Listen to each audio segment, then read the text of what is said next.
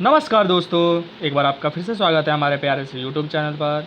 तो आशा करता हूँ आप एकदम सुरक्षित और स्वस्थ होंगे और आपकी परीक्षा की तैयारी भी जो है बिल्कुल ज़ोर शोर से चल रही होगी। तो आज के वीडियो में आपको बता दूं कि आपका जो है, आपको पता होगा कि BSKC 104 का जो है हमने पहला चैप्टर का जो भी इम्पोर्टेंट था वो हमने अपलोड कर दिया था। अगर आपने वो वीडियो नहीं देखे तो सबसे पहले जा करके उस वीडियो को देख लें।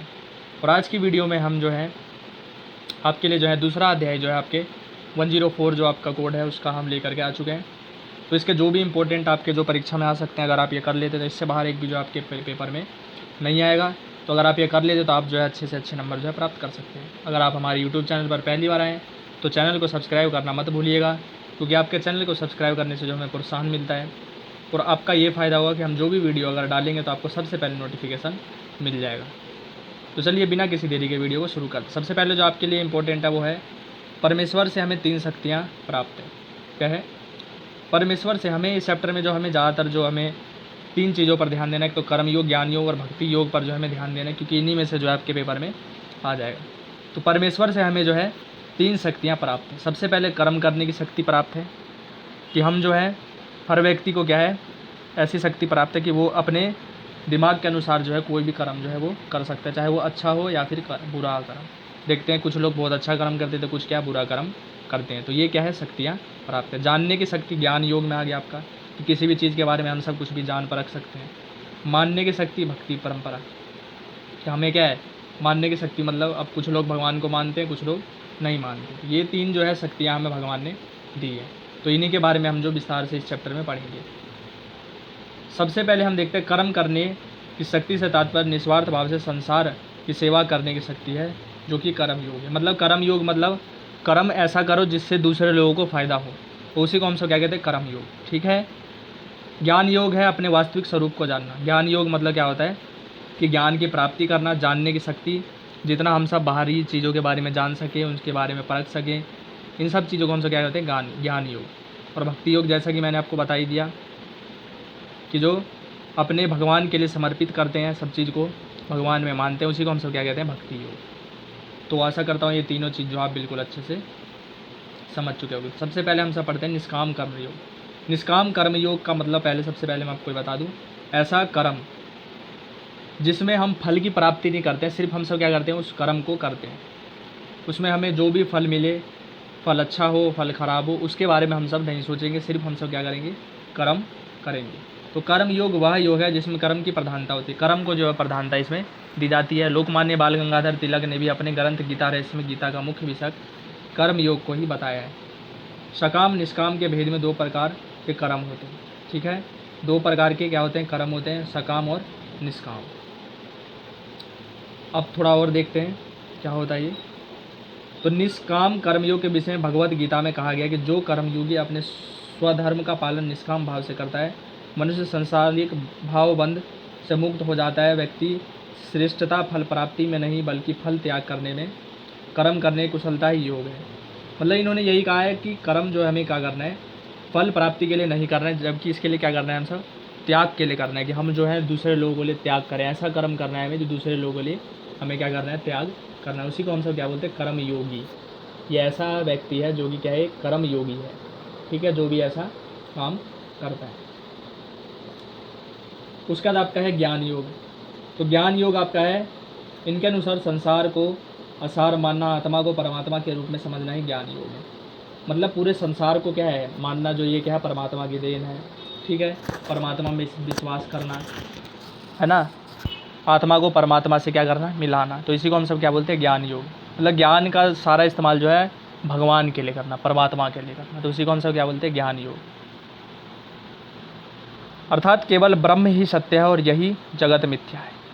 मतलब इन्होंने क्या कहा कि भगवान को ही सत्य मानो, उनमें ही विश्वास करो, जगत क्या है, मिथ्या है, संसार से बिल्कुल, मोह माया से बिल्कुल त्याग, ये सब कर दो। जीव तथा ब्रह्म एक ही है। मतलब जीव हो गया, भगवान हो गया, सब क्या है, एक है। सब कुछ ब्रह्म ही है, सब कुछ ब्रह्म की देन है, भगवान की देन है। या ब्रह्म एक अद्वैत शुद्ध स्वरूप है, ब्रह्म ही आत्मा है, आत्मा ही ब्रह्म है। मतलब इन्होंने क्या कहा, पूरे दुनिया में जितनी भी चीज़ है सब क्या है, ब्रह्म है, भगवान है, परमात्मा है, ईश्वर है, सब चीज़ है, जो भी आप मान ले। तो इसी को हम सब क्या बोलते हैं, ज्ञान योग कहते हैं। ठीक है, अब कुछ और भी देखते हैं। बिना ज्ञान के मुक्ति संभव है ही नहीं। अगर आप ज्ञान प्राप्त नहीं करोगे तो आपको कभी भी ज़िंदगी में जो है मुक्ति नहीं मिलेगी। भगवान कहते हैं कि श्रद्धा से मेरी आराधना करते रहें, संबंध का समय ज्ञान प्रदान करता हूँ। अगर आप मेरी आराधना करोगे तो हम क्या है, आपको भगवान कहते हैं हम आपको ज्ञान देंगे, आपकी हमेशा रक्षा करेंगे। आप जो भी फल की प्राप्ति की कोशिश करेंगे तो आपको हम फल देंगे। तो ये भगवान जो है ये जैसा कहते हैं। तो इसी को हम सब क्या बोलते हैं, ज्ञान योग कहते हैं। उसके बाद है आपका भक्ति योग। क्या है, भक्ति योग। तो भक्ति योग क्या, गीता का एक मुख्य विषय क्या है, भक्ति योग है। अपने उपास्य देव की श्रद्धापूर्वक सेवा करना ही भक्ति है। मतलब भक्ति क्या है, यहाँ पर भगवान की सेवा करना, निर्मल भाव से भगवान की सेवा करना, श्रद्धापूर्वक जो है भगवान की सेवा करना, क्या है यहाँ पर भक्ति योग कहलाते हैं। जो मनुष्य संसार में विमुख होकर केवल भगवान की शरण में शरणागत हो जाता है, उसे परमेश्वर संपूर्ण पापों से मुक्त कर देता है। क्योंकि भगवान अर्जुन से कहते हैं, भगवान अर्जुन से क्या कहते हैं कि जो भी भक्ति भाव से जो है भगवान की सेवा करता है, परमात्मा की सेवा करता है, उसका क्या है, वो भी भगवान जो है हमेशा साथ देते हैं और जो है उन्हें अवश्य ही मोक्ष या फिर मुक्ति की प्राप्ति होती है। तो ऐसा ही इसी को क्या बोलते हैं हम सब, भक्ति योग कहते हैं। ठीक है, भक्ति को सर्वश्रेष्ठ साधन माना है। भक्ति को क्या सर्वश्रेष्ठ साधन माना है, किसे, भगवान को प्राप्त करने के लिए। उन्होंने गीता में भक्ति योग का प्रतिपादन किया। भक्ति योग का तात्पर्य है ध्यान, भजन, कीर्तन, मानना, उपासना करना, ठीक है, मनन करना। भगवान के अतिरिक्त किसी भी अन्य का भाव मन में ना लाना ही अनंत भाव कहलाता है। यह अनन्य भाव भक्ति योग है। मतलब इन्होंने ये कहा कि भक्ति कैसे कर सकते हैं हम सब, भजन कीर्तन करके, ध्यान लगा के, मनन करके, उपासना आदि करके हम सब क्या कर सकते हैं, भगवान की प्राप्ति कर सकते हैं, भक्ति कर सकते हैं। इसी को हम सब क्या कहते हैं, भक्ति योगी। तो ऐसे व्यक्ति जो भी होते हैं उन्हें क्या बोलते हैं, भक्ति योगी हम सब कहते हैं। अर्थात जो लोग अनन्य भाव से मेरी दिव्य स्वरूप का ध्यान रखते हैं, निरंतर मेरी पूजा करते हैं, उनकी जो भी आवश्यकता होती है वो क्या है, भगवान पूरा उनका बिल्कुल अच्छे से कर देते हैं, उनकी रक्षा करते हैं हम सब। तो मतलब भगवान की अगर आप सेवा करोगे तो वो भी आपकी जो है, जो भी आपकी मनोकामना होगी वो अवश्य ही पूर्ण करेंगे। ऐसे चमत्कार आए दिन आप लोग जो है देखते रहते भी होंगे। ईश्वर के प्रति निष्काम भाव से अनन्य अनुराग को ही भक्ति कहते हैं। ठीक है, तो इतना आशा करता हूँ आपसे यह क्लियर हो गया होगा। और मैं आपको ये बता दूं कि हम जो है आपके लिए मेहनत कर रहे हैं, तो आप भी वीडियो को लाइक कीजिए, जिससे हमें आप प्रोत्साहन मिले और आपके लिए लगातार जो है वीडियो हम सब लाते रहें। चैनल को सब्सक्राइब कीजिए, जिससे हम जो भी वीडियो डालें तो आपको सबसे पहले नोटिफिकेशन मिल जाए। गीता को सर्वशास्त्रीय कहा जाता है। गीता को क्या कहा जाता है, सर्वशास्त्रीय। मतलब इसमें जो सारे शास्त्र के गुण जो आपको देखने को मिलते हैं। गीता में ज्ञान, कर्म, भक्ति तीनों ही मोक्ष के साधन है। अगर कोई भी व्यक्ति इन तीनों में से एक धर्म का भी पालन करता है तो उसे जो है अवश्य ही मोक्ष की प्राप्ति होती है। जैसे गुरुदेव, वामदेव आदि ज्ञानियों ने ज्ञान से ईश्वर की रूप साध्य को प्राप्त किया। मतलब ये जितने भी ये गुरुदेव थे इन्होंने ज्ञान योग से ईश्वर को प्राप्त करा। उसके बाद आदि महापुरुष ने निष्काम कर्म योग, जनक हो गए जो सीता माता के पिताजी थे, तो उन्होंने ऐसे महापुरुष थे जिन्होंने निष्काम कर्म मतलब बिना किसी फल प्राप्ति के कर्म करते रहे, तो उन्हें भी भगवान की प्राप्ति हुई। ऐसे ही आपके और भी बहुत सारे थे जिन्हें जो है भगवान की प्राप्ति हुई है। अब लोगों के मार्ग भले ही क्या अलग अलग होते हैं, लेकिन तीनों का ही एक ही लक्ष्य होता है। मतलब कोई भी व्यक्ति तीनों में से कुछ भी अपना सकता है, लेकिन सबका लक्ष्य क्या होता है, ईश्वर की प्राप्ति। ठीक है, तो आशा करता हूँ इतना आप जो है बिल्कुल अच्छे से समझ गए होंगे। अब क्या आता है आपके परीक्षा में आ जाता है कि श्री कृष्ण ने स्थित प्रज्ञ निम्न लक्षण बताया। मतलब जो स्थित प्रज्ञ जो लक्षण बताए गए हैं वो आपको बताना है यहाँ पर। तो स्थित प्रज्ञ सभी प्रकार के सात्विक, तामसिक, राजसिक इच्छाओं पर विजय प्राप्त कर लेता है तथा आत्मा को ब्रह्मा विषयों में हटाकर स्वरूपानंद में ही स्पष्ट रखता है, उसे स्थित प्रज्ञ कहते हैं। मतलब स्थित प्रज्ञ मतलब होता है कि सिर्फ भगवान में ही आस्था रखना, और बाद बाकी सात्विक, तामसिक भोजन जो गलत भोजन होता है, राजसिक सुख मतलब राज्य का, राजनीतिक मतलब राजा बनना है ना, ये सब सुख को छोड़ करके वो सिर्फ ईश्वर में ही जो लीन रहे, उस स्थिति को हम सब क्या बोलते हैं, स्थित प्रज्ञ कहते हैं। अब जैसा कि मैंने आपको बताया कि उन्होंने बहुत सारे जो हैं लक्षण बताया, अर्थात जो सभी प्रकार के विषय चिंतन को छोड़कर सदा ही भगवान में अपने मन लगाए रखता है, उसी को स्थित प्रज्ञ कहा जाता है। जो काम, क्रोध, लोभ, मोह इन सब चीज़ों को छोड़ दे तो उसी को क्या बोलते हैं हम सब, स्थित प्रज्ञ कहते हैं। सुख, दुख, अशक्ति, भय, क्रोध आदि के पीछे वासना, कामना ही, इस वासना से रहित होने से स्थित प्रज्ञ अवस्था को प्राप्त कर सकते हैं। मतलब जो भय, क्रोध, आसक्ति, दुख, सुख है ना, ये सब चीज़ों को छोड़ दे, सिर्फ भगवान में लीन उसी को वो उनको जो है स्थित प्रज्ञ अवस्था प्राप्त होती है।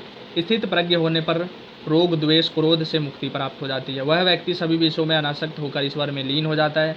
स्थित प्रज्ञ के मुख्य लक्षण यही है। तो आशा करता हूँ आप जो बिल्कुल अच्छे से ये सब समझ गए होंगे। उसके बाद आपको मैं बता दूं, गीता में आत्मतत्व से रिलेटेड आपके परीक्षा में पेपर आता है आत्मा को लेकर के, तो उसके कुछ चीज़ें हम सब इसमें देख लेते हैं। जिनकी सत्ता तीनों कालों में नित्य कहा जाता है, मतलब यहाँ पर आत्मा के बारे में ये कहा है कि तीनों लोगों में जो है ये आत्मा आपको देखने को मिलेगी। अब कुछ इन्होंने यहाँ पे बताया, तो देखते हैं कि आत्मा के अतिरिक्त कोई भी वस्तु नहीं है जो भूतकाल, वर्तमान काल, भविष्यकाल तीनों में रह सकती। मतलब आत्मा ही एक ऐसा चीज़ है जो कि भूतकाल में भी आपको देखने को मिलेगा, भविष्य काल में भी दिखेगा, और प्रेजेंट मतलब आपको वर्तमान काल में भी देखने को मिलेगा। तो पूरे दुनिया में जो है सिर्फ यही एक ऐसी चीज़ है जो कि आपको तीनों काल में देखने को मिलेगा, और कोई भी वस्तु जो है आपको देखने को नहीं मिलेगी। अतः आत्मा की नियतता सिद्ध होती है। अविनाशी अर्थ है जिसका विनाश नहीं होता। ये क्या है, इन्हें आत्मा को क्या कहा गया है, अविनाशी कहा गया, जिसका विनाश कभी हो ही नहीं सकता। शरीर विनाशी है पर आत्मा अविनाशी। मतलब यहाँ पर क्या है, शरीर का हम जानते हैं जिसने भी जन्म लिया उसका क्या है, एक ना एक दिन अंत अवश्य ही होगा, लेकिन आत्मा का जो है कभी भी अंत नहीं होता है। शरीर तो नष्ट हो जाता है, पंच महाभूतों में विलीन हो जाता है, लेकिन आत्मा एक शरीर से दूसरे शरीर में प्रवेश करते रहती है। तो आशा करता हूँ आप जो है बिल्कुल अच्छे समझ गए होंगे। अर्थात जैसे मनुष्य पुराने वस्त्रों को त्याग कर नए वस्त्रों को ग्रहण करता है, उस प्रकार आत्मा पुराने शरीरों को त्याग करके दूसरे नए शरीरों को प्राप्त कर लेती है। जो जन्म जो होता है दूसरा तो वो क्या है, आत्मा ही तो दूसरे शरीर में जाती है। तो आशा करता हूँ वीडियो आपको अच्छी लगी होगी। तो वीडियो को लाइक कीजिए, ज़्यादा से ज़्यादा शेयर कीजिए। अगर आप ये देख लेते हैं तो आपको जो है एक भी इससे बाहर जो है परीक्षा में परेशान नहीं आ सकते। तो वीडियो को लाइक कीजिए, क्योंकि आपके लाइक करने से हमें प्रोत्साहन मिलता है, और चैनल को सब्सक्राइब करें, जिससे हम जो भी रिलेटेड वीडियो डालें तो आपको सबसे पहले नोटिफिकेशन मिल जाए। तो चलिए मिलते हैं हम अपने अगले वीडियो में। धन्यवाद।